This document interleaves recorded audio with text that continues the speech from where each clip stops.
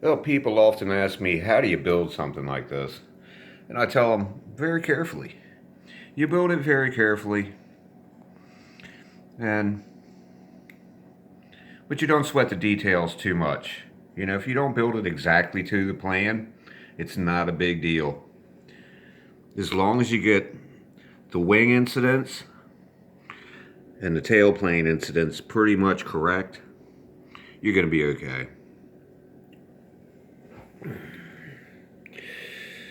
So this is day 4 of the Sparky build, I think. Could be day 5, I don't know. But 4 or 5 evenings worth of work. We got the fuselage just about finished. We're going to throw on the details tonight, and then we're going to start the wings and the tailplane. And I figure I'll have those all covered up or ready for covering by the end of next week. And this darn thing is going to be almost finished.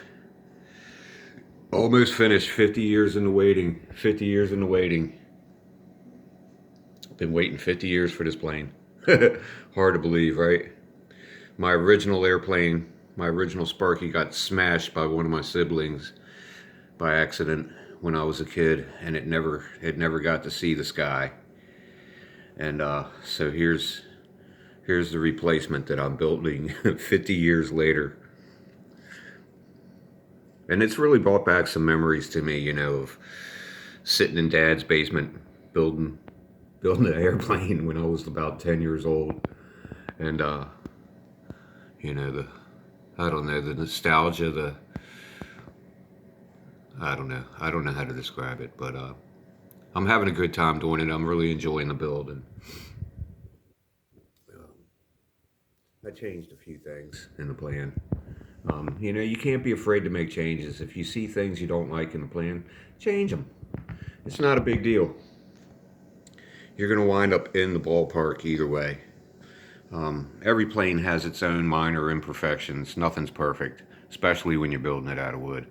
So you can't be intimidated by these things when you know, if you ever get into this and you're building your first airplane, it's like you feel overwhelmed, and it's just you take it one step at a time. Take a break, think about it, and it all falls together. It all falls together. Eventually you wind up with something really cool.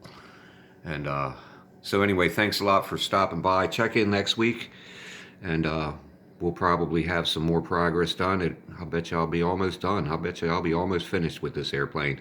Still not going to fly it till springtime, but you never know. I could wind up out there in the middle of February winding up a rubber band airplane and flying it like an Eskimo. Come back and see me again. Cheers.